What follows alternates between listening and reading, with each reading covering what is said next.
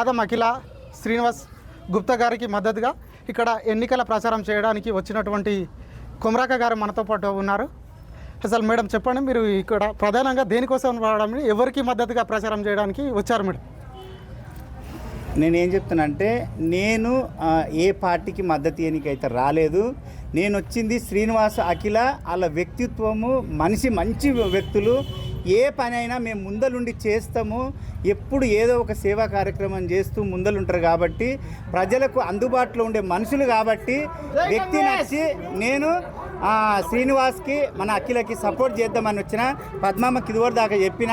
నేనేమంటున్నా అంటే, పని చేసే వ్యక్తి కావాలి. మనకు పార్టీతో సంబంధం లేదు, మనకు పని చేసే వ్యక్తి కావాలి. ఆ పని చేసే వ్యక్తి మన శ్రీనివాస్ అన్న.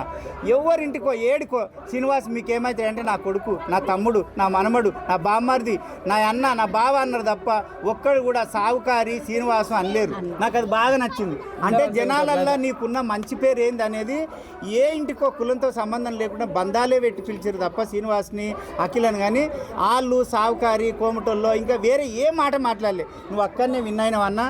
నీ వ్యక్తిత్వం, ఆయన వ్యక్తిత్వము, ఆయన పనితనము, ఆయన మంచితనం నచ్చి వచ్చిన. మీకు శ్రీనివాస్ గుప్తా గారికి ఎటువంటి అనుబంధం ఉన్నది అంటే మీరు ఏం చెప్తారా?